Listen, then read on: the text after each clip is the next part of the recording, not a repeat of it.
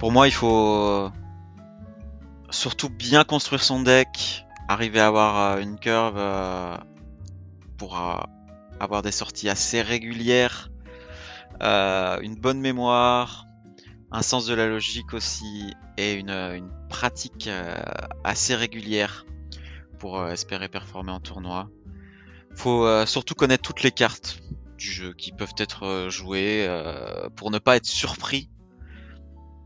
Euh, Avoir pratiqué tous les match-ups pour ne pas devoir trop y réfléchir quand t'es en tournoi. Faut vraiment connaître le jeu un peu par cœur et ça demande juste une pratique très très très régulière. Essayer de s'entraîner aussi avec un max de personnes. Une team c'est très bien, mais il faut aussi jouer avec d'autres personnes hors team, des gens qui font partie d'une autre team justement, qui vont réfléchir autrement.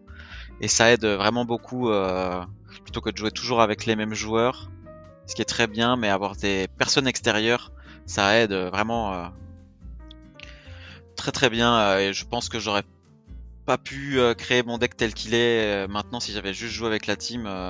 C'est grâce au fait d'avoir des gens extérieurs qui ont pu m'aider que j'ai pu faire les résultats que j'ai fait dernièrement. Mon premier conseil pour les débutants, si je peux en donner, hein, je suis loin d'être un expert, ce serait déjà de prendre du plaisir à jouer un deck, pas forcément jouer un deck méta qui vous fait pas plaisir, ça sert à rien.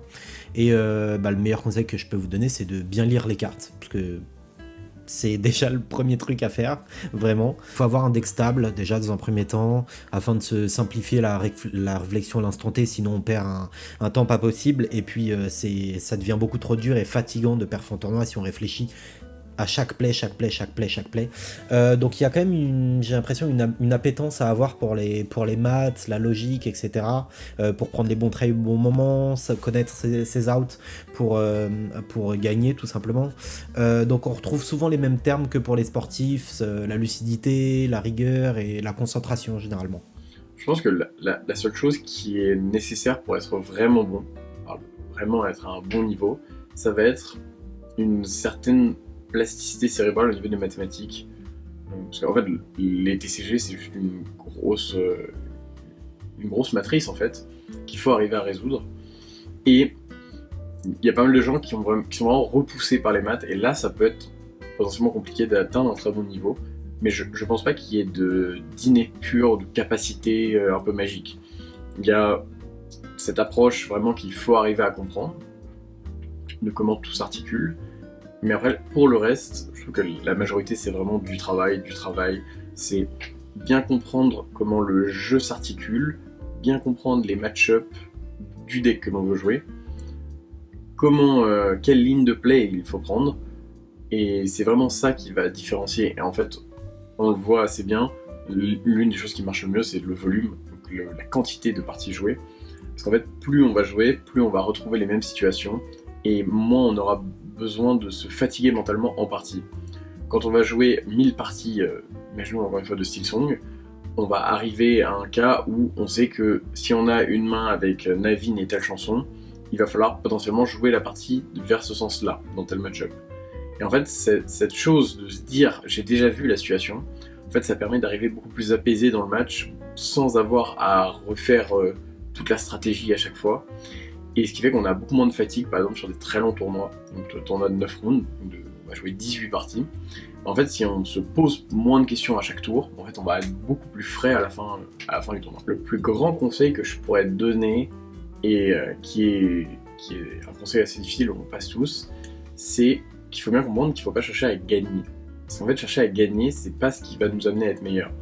La première chose qu'on doit faire, si on veut vraiment progresser et être meilleur, mais c'est chercher à s'améliorer. Le but d'un tournoi, c'est pas forcément de gagner à la fin, même si évidemment c'est une récompense, on aime tous, hein, c'est d'arriver à la fin du tournoi en ayant appris des choses, en étant un meilleur joueur que quand on est arrivé, et bien comprendre comment le jeu fonctionne avant de se dire je prends le meilleur deck et j'essaye juste de gagner avec. En fait, ça va beaucoup plus loin que ça. Prendre le meilleur deck, c'est évidemment une des bonnes choses pour gagner, mais ce qui est bien important, c'est vraiment de comprendre le jeu, comprendre comment on peut s'améliorer, quels sont nos défauts, quelles sont des pistes de réflexion avant d'essayer de gagner à tout prix. En fait, chercher à gagner, c'est quelque chose qui en fait est assez fourbe, parce qu'en fait on va très peu gagner dans un TCG. On a une part d'aléatoire, on est sur des tops en élimination directe, donc qui laisse place à de la variance. Donc vraiment le but premier, c'est de chercher déjà à s'amuser, parce que ça reste un jeu, et à prendre du plaisir, et à s'améliorer personnellement, et ressortir meilleur de chaque match. Parce qu'en donnant le meilleur de nous-mêmes, et en étant le meilleur possible, là on va commencer du coup à gagner des matchs, et à potentiellement arriver à gagner les tournois. Alors oui, la pratique régulière va forcément faire progresser tous les joueurs. Quand on est débutant, une pratique régulière, ça va permettre de faire un bond en avant extraordinaire. Quand on est bon joueur ou très bon joueur, la pratique régulière va faire gagner peut-être petits pourcentages ou se maintenir, parce que quand on est bon joueur, quand on arrive à un bon niveau et qu'on arrête de s'entraîner, on peut régresser. Alors si j'ai des conseils à donner, ce qui avait très bien fonctionné pour moi à Lille et Borum, c'est d'avoir une bonne hygiène, je dirais. Moi, ce que je conseille, c'est entre chaque match, de sortir de la salle et de respirer de l'air frais et de renouveler en oxygène. Entre chaque ronde, je m'obligeais à passer aux toilettes, à boire de l'eau, à grignoter un petit peu, au lieu de manger un gros hamburger entre deux rondes. Après, tout simplement, je vous dirais que on joue beaucoup mieux quand on prend du plaisir plutôt que quand on joue en étant frustré, en étant en train de repenser à la game d'avant, où on a perdu, où on n'a pas eu de chance, tout ça. Donc mettez de côté tout ce qui est négatif, prenez le plus de plaisir possible, et vous verrez que quand on est heureux de jouer, on a plus de chance que quand on est frustré. Et enfin, dernier conseil, je vous dirais d'essayer de vous entourer, d'avoir une équipe. Et c'est très très important d'être bien entouré, parce que faire un voyage à plusieurs, c'est quand même bien plus sympa que de le faire tout seul. Le fait de voyager à plusieurs, de se prêter les cartes, de pouvoir s'entraîner ensemble, de se motiver les uns les autres, de se donner des astuces les uns les autres, c'est quand même un gros plus. Entourez-vous d'une équipe, c'est toujours plus agréable et toujours plus profitable pour progresser à l'Orcana ou à n'importe quel TCG. Alors, comme conseil pour progresser, tout simplement déjà jouer un deck que vous aimez. Je pense que c'est vraiment avec lequel vous avez du plaisir. C'est vraiment la base. Pour essayer de s'améliorer, c'est vraiment quelque chose. Si vous prenez pas de plaisir à jouer un deck, je pense que ça sert à rien et que vous n'allez jamais progresser. Sinon, de manière générale, je vois beaucoup d'erreurs faites, même sur les derniers tournois. C'est des petits détails, mais par exemple, si vous pouvez piocher avant de réaliser vos actions durant votre tour, faites-le. Vu que l'adversaire ne peut pas trop interagir avec vous pendant votre tour, essayez d'avoir le maximum d'informations possible. Donc, piochez, si vous comptez piocher lors de vos tours, faites-le en premier. Pour prendre de l'information, pour savoir quoi en créer, etc. Je vous conseille également de regarder ce que font les meilleurs joueurs sur le deck sur lequel vous jouez. Tout simplement, c'est l'une des meilleures façons d'apprendre, c'est vraiment de voir un très bon joueur jouer sur votre deck pour voir un peu les erreurs que vous faites par rapport à lui et la manière dont il réfléchit, le plan de jeu. Et tout simplement, voir aussi le deck building, pourquoi il a le deck buildé comme ça, etc. Et je réfléchis à d'autres conseils. De manière compétitive, si vous faites des tournois en vrai, soyez reposés. C'est vraiment long un tournoi. Il y a de 8 à 9 rounds, même plus, sur une même journée, donc dormez beaucoup, prenez à boire, etc. C'est vraiment très très long et ça arrive très souvent que sur les dernières games, il y ait énormément de misplays à cause de la fatigue tout simplement, donc vraiment c'est quelque chose qu'il faut prendre en compte. Mais le conseil le plus simple que je vous donnerais, c'est vraiment pratiquer, donc entraînez-vous. C'est là où on apprend le plus, c'est lorsque vous faites des erreurs, je pense qu'on apprend le plus. Typiquement, un exemple tout con, mais c'est le Chromicon Emerald. Pour ceux qui connaissent pas, c'est une carte qui fait que si vous faites bannir un personnage pendant votre tour, vous pouvez renvoyer un autre personnage dans la main. Et j'ai vu énormément de joueurs faire des misplays à cause de cette carte, dans le sens où ils jouent une créature, ils vont défier un autre personnage qui le bannit, et le personnage qui vient de jouer, il remonte en main. Ou pareil, dans le sens où il remonte en main un personnage qui n'a pas pu encore aller à l'aventure. Donc c'est vraiment des petites erreurs qui vont être faites un jour ou un autre, mais qui sont très vite rectifiables. Tout le monde peut être bon, mais pour être le meilleur, il faut effectivement avoir une certaine manière de penser. Il y a plein de choses à prendre en compte. Il y a beaucoup de points de skill partout, que ce soit le mulligan, que ce soit les décisions prises au niveau de l'ancrage, des plans de jeu, est-ce qu'on lore ou pas, est-ce qu'on prend des défis ou pas. Le deck building aussi. Et en jeu, quand vous jouez, la manière dont vous jouez vos cartes, vous pouvez déceler ce que a l'adversaire ou pas, ou si c'est du bluff ou pas.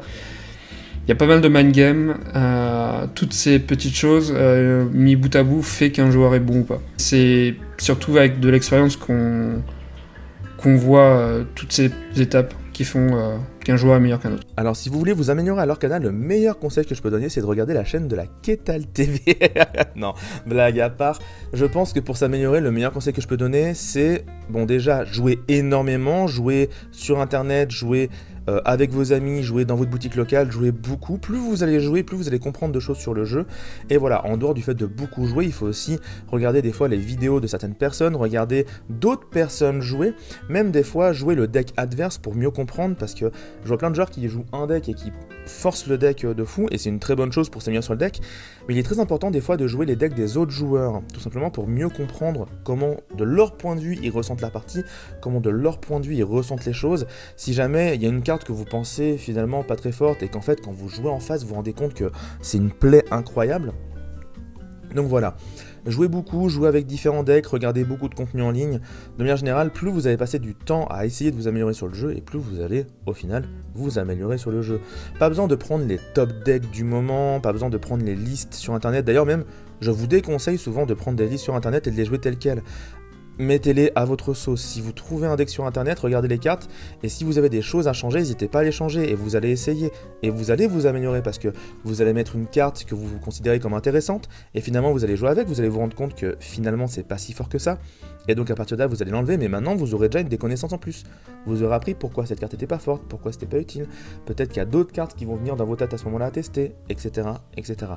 De manière générale, jouez beaucoup, testez empiriquement, regardez d'autres contenus d'autres gens qui jouent, c'est les meilleurs moyens de vous améliorer. Et surtout, ne vous contentez pas de juste prendre la decklist du moment sur internet. Souvent ce sont des decklists faites par des joueurs qui ont vraiment fait plein de choses empiriquement, qui ont mis leur liste à leur sauce, parce qu'ils savent jouer comme ça. Et donc prendre la liste de votre côté et essayer de la jouer, ça ne fonctionnera pas, ou en tout cas beaucoup moins bien. J'ai des petits conseils, des astuces à partager aux gens qui voudraient s'améliorer à l'Orcana. Ça va un peu avec ce qu'on disait juste avant, la psychologie, etc. C'est d'essayer de ne pas vous concentrer sur le résultat de vos parties, mais de vous concentrer sur vos parties. Est-ce que vous avez bien joué? Est-ce que vous avez décelé des erreurs chez vous ou chez votre adversaire qui vous ont permis peut-être d'en profiter et de gagner? Est-ce que vous avez discuté peut-être avec votre adversaire à la fin de la partie de est-ce que tu as vu des erreurs? N'hésitez pas à le faire, il y a beaucoup de gens qui le font pas, mais il y a des gens en face qui voudront peut-être pas partager avec vous, mais c'est important d'avoir justement un retour de ces personnes-là qui vont peut-être vous dire si vous pensez que ce sont des bons joueurs. En tout cas, évitez de prendre les conseils des joueurs que vous pensez pas spécialement bons. Ça sera peut-être pas des très bons conseils, mais bon, même si tout conseil est bon à prendre. Si vous jouez contre des bons joueurs, ils vont pouvoir vous dire ouais, là à un moment t'as fait ça et ça t'a mis un petit peu dans la sauce, là je pense qu'à ta place j'aurais pas fait ça, mais en même temps je connais pas ta main, voilà. Et ça c'est des conseils qui vont vous aider à comprendre, en fait, surtout si vous avez pas compris pourquoi vous avez perdu. Et ça peut-être un petit peu évident, mais je le dis quand même, ne vous focalisez pas sur l'enjeu d'une partie, c'est le meilleur moyen de perdre vos moyens. Donc si vous êtes à une victoire de passer en top 8, etc., de gagner la carte, n'y pensez pas. Si vous mettez de l'enjeu dans vos parties, c'est là où vous pouvez perdre vos moyens, être déconcentré, être frustré quand vous perdez, révéler à votre adversaire ce que vous piochez, parce que si jamais vous savez 2-3 fois que vous piochez des cartes mauvaises, comme vous avez mis de l'enjeu dans votre partie mentalement, vous êtes frustré et vous allez avoir des tics, vous allez montrer à votre adversaire que vous n'êtes pas content et du coup lui il va s'en servir. Il a pas besoin de tourner autour de cartes qui vont l'embêter parce que visiblement vous piochez pas les bonnes cartes. Donc essayez de rester le plus neutre, le plus stoïque possible. Ça c'est si vous avez envie de vous améliorer en termes de joueur compétitif. Évidemment si vous jouez à l'Orcana pour le plaisir et que des fois vous piochez 2-3 cartes nulles d'affilée et que vous voulez exulter, voilà, faites comme bon vous semble. Voilà. Moi je vous donne juste des conseils si vous voulez vous améliorer en tant que joueur compétitif. Et autre conseil que je pourrais donner également, c'est de pratiquer. Jouer au jeu un maximum, prenez de l'information, allez voir des vidéos sur internet, la chaîne ValleyPL par exemple, ou sur d'autres chaînes qui vont vous améliorer, allez voir des gens streamer, notamment il y a Boba, big up à lui qui stream énormément, donc si jamais vous passez sur un de ses streams, vous le saluez de ma part évidemment, et n'hésitez pas à poser des questions, c'est super cool d'avoir autant de streamers l'Orcana, notamment français, qui font du contenu régulièrement, donc n'hésitez pas à leur donner de la force et à leur poser des questions directement, ils vous répondront avec un grand plaisir, j'en suis sûr, et ça permet de progresser, d'avoir des bons joueurs qui vous répondent directement à vos questions. Avant, je vais pas faire le vieux briscard, mais il y a une époque des TCG où c'était compliqué d'avoir de l'information, et ceux qui l'avaient, ils la gardaient bien pour eux, alors que maintenant il y a beaucoup de gens, notamment les créateurs de contenu, qui partagent tout ça à tout le monde pour que le niveau moyen monte, et du coup profitez-en pour justement avoir cette information et vous-même la partager avec vos collègues, vos proches. Pas de suite, hein. D'abord vous leur mettez des petits pions, vous leur gagnez des petites games, après vous partagez l'information, comme ça le niveau monte, mais d'abord vous faites vos petites victoires en tournoi, ça fait plaisir. Moi le plus grand conseil que je peux donner c'est aller en boutique, dans des boutiques spécialisées, faites des tournois, même si vous n'êtes pas bon, même si vous n'êtes pas très bon, même si vous n'avez pas toutes les cartes, allez-y, faut parler aux gens, faut en fait rejoignez une équipe. Avoir une équipe, c'est ce qu'il y a de mieux. Moi, quand j'ai commencé l'Orcana, je connaissais personne. Et je suis allé jouer à une boutique, un peu à reculons. Et en fait, le gars juste à côté de moi, Yvan, il arrive, il me parle. Il me dit « Oh, trop cool, tu fais quoi dans la vie? Oh, c'est trop bien, tu joues ça. » Il m'a ajouté sur Messenger. Il m'a invité dans un groupe où tous les gens de la boutique jouaient. Il m'a invité sur Discord. Et en fait, ça se fait comme ça. Il faut juste sortir, parler aux gens, et les gens vont vous inviter d'eux-mêmes. Là, j'ai fait un tournoi à Madrigal il y a pas longtemps, j'ai fait top 2, et le premier, pareil, on n'a même pas joué la finale, mais il était en mode « Oh, mais t'es nouveau ici? Ah bah vas-y, donne-moi ton numéro », il m'a mis dans un autre groupe, il m'a invité à jouer dans une autre boutique, et en fait, j'ai rencontré encore plus de gens comme ça, et le plus grand conseil, c'est trouver des gens avec qui jouer. Si vous pouvez trouver une équipe, compétitif si possible, parce qu'on progresse plus vite quand on joue avec des meilleurs joueurs, ils vous apprendront plus de choses plus vite, mais même si vous jouez avec des gens un peu casus, c'est pas grave, parce que vous allez discuter, ils vont vous donner des conseils, ils vont vous prêter des cartes, ils vont vous en vendre beaucoup moins cher, et en fait il y a rien de mieux. Moi je me suis fait maintenant, franchement je peux le dire, je me suis fait des amis. On a créé une équipe, on essaie d'avoir des rôles, on essaie de monter un truc, mais il n'y a rien de mieux qu'avoir une équipe, sortir, prendre un verre, manger ensemble, faire des entraînements, et voilà. Il faut juste s'entraîner avec des gens, et toujours pareil, n'ayez pas peur de perdre, allez en boutique, perdez, c'est pas grave, perdre c'est apprendre, et voilà. Même quand vous gagnez, faut toujours se refaire la game, se dire ok, qu'est-ce que j'aurais pu faire de mieux, et quand vous perdez, alors oui, des fois on pioche mal, des fois c'est parce qu'on a pioché des non-ancrables, parce que l'autre il a top deck, oh là là, faut toujours se remettre en question, et faut toujours se refaire la game dans sa tête en disant à ce moment-là j'aurais pu faire ça, à ce moment-là j'aurais dû faire ça, et c'est important de tout noter, noter au papier vos scores, noter les couleurs en face, noter à peu près quand les scores ont évolué, en fait, soyez le plus précis possible. Et en fait, à la fin de la game, si vous avez le temps, faites un débrief à l'écrit en rapide. Et en fait, ça vous permet après de refaire la game dans votre tête et de comprendre pourquoi vous avez perdu. En fait, il faut être prêt à tout anticiper. C'est du jeu d'échecs, hein. Quand on est en tournoi, surtout en haut de table, un tour prend beaucoup de temps des fois parce qu'il faut penser à tous les puzzles possibles réalisables, c'est-à-dire qu'il faut penser à 2-3 coups, 2-3 tours d'avance, et en plus dans 3 tours d'avance, il faut penser à 3-4 coups différents. Donc il faut juste de la pratique, il faut pratiquer, il faut du temps de jeu, il faut apprendre pratiquement toutes les cartes par cœur, il faut connaître tous les decks méta, parce que c'est très important de savoir ce que la personne peut jouer et va jouer pour anticiper. Donc faut pas une capacité innée, bien sûr si on l'a, on sera beaucoup plus loin, plus vite, mais de la pratique, ça suffit. Beaucoup de pratique. Pour progresser à l'Orcana, faut avoir envie de s'entourer, de jouer avec des gens qui sont plus forts que toi, de ne pas être orienté par le résultat, c'est-à-dire de ne pas admettre que tu as forcément mal joué quand tu as perdu, ou alors que tu as forcément bien joué quand tu as gagné. Parfois tu gagnes des games en jouant mal, et parfois tu perds des games en jouant bien. Parfois faire le meilleur play, c'est peut-être le play perdant. Et c'est essayer de décorréler globalement tout ce que tu fais dans le jeu du résultat. C'est-à-dire que ce qui est important quand tu veux progresser dans les TCG, c'est de te demander à chaque fin de game, est-ce que toi tu as bien joué ? Parfois tu peux pas gagner la game, ou parce que le match-up est trop compliqué à redresser, ou parce que la sortie de ton adversaire est trop bonne. Ce qui est important, c'est de se concentrer sur ce que tu peux faire, sur ce que tu peux maîtriser, et ne pas te concentrer sur la variance. Il y a tellement de joueurs que tu entends à chaque fin de partie, ils ont jamais mal joué, ils ont toujours déchatté, ils ont pas touché leurs cartes, ils ont eu trop de non ancrables. La vérité, c'est qu'à la fin, ils ont probablement fait des erreurs. Ça arrive des fois que tu puisses pas gagner parce que la variance te tombe dessus, que t'as pas eu de chance. Mais globalement, sur un nombre très très large de parties, la variance, ça finit par se lisser. Et les meilleurs joueurs, c'est toujours les mêmes qu'on retrouve dans le top. Donc essayez vraiment de faire un peu fi du résultat et de te concentrer plutôt sur ce que tu peux maîtriser, c'est-à-dire pas la variance parce qu'elle se maîtrise pas, mais plutôt sur tes décisions, ton niveau de jeu, ta préparation, ton choix de deck, ton orientation de méta, le groupe avec lequel tu testes, tes méthodes de testing. Ça, je veux pas rentrer dans les détails, mais il y a plein de choses que tu peux apprendre pour tester mieux, pour avoir de la data plus intéressante, ton analyse, voilà, tout ça c'est ce qui te permettra de progresser dans les TCG. Et globalement, au-delà de ça, on va te demander d'être curieux pendant les parties. Je cite souvent Pierre Dagen, qui est un ancien joueur pro de Magic, qui d'ailleurs, je crois, fait un peu de l'Orcana, et qui disait un truc qui m'a un peu marqué dans un podcast. Il disait l'important dans la partie, c'est pas de résoudre les puzzles, c'est un peu donné à tout le monde, c'est-à-dire résoudre les puzzles. Il y a une situation donnée sur un board, le bon puzzle, le bon play, c'est ok, challenge là, prends du lore ici. Tu vas trouver entre guillemets la résolution du puzzle, c'est pas ça qui importe le plus. L'important, c'est de voir tous les puzzles que la partie t'offre.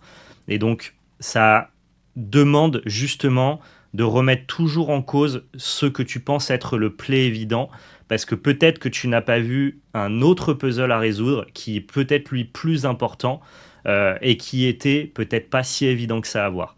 Donc voilà, concentrez-vous plutôt sur voir tous les puzzles. Une fois que tu as vu les puzzles, c'est pas très dur de les résoudre. Et ça, c'est un truc qui m'a un peu marqué, parce que finalement, c'est assez vrai, quoi. Et puis après, autre conseil, je vais prêcher pour ma paroisse, notamment pour les joueurs plus débutants. Nous, on va pas avoir, avec Valepel, l'Orcana FR, on va pas avoir grand-chose à apporter à des profils très compétitifs qui vont tester en interne et qui vont avoir des datas. Ils vont pas forcément apprendre grand-chose sur nos vidéos, si ce n'est le côté divertissant, ça peut les intéresser pour ça, mais par contre pour les joueurs plus débutants ou alors juste les joueurs réguliers qui n'ont pas forcément des teams de test et qui n'ont pas forcément de la data en interne, regardez du contenu, pas forcément chez nous, ça peut être aussi chez plein de confrères qui font du très bon contenu sur l'Orcana, mais regardez des vidéos, regardez des deck tech, regardez des analyses de méta, essayez d'engranger un maximum d'informations, essayez de faire mûrir ça et ouais, globalement être curieux aussi de ce qui se fait sur Internet et de regarder un petit peu les reports de tournois, écouter les interviews des gagnants pour essayer de se nourrir de leur expérience et de peut-être être capable de reproduire leur performance. Donc ça, c'est un conseil qui est assez basique, mais ouais, regardez du contenu, intéressez-vous à tout l'écosystème du jeu, à tout ce qui se passe autour du jeu et pas seulement à votre deck, aller en boutique et jouer. T'apprendras aussi beaucoup de choses juste en écoutant l'expérience des autres, quoi.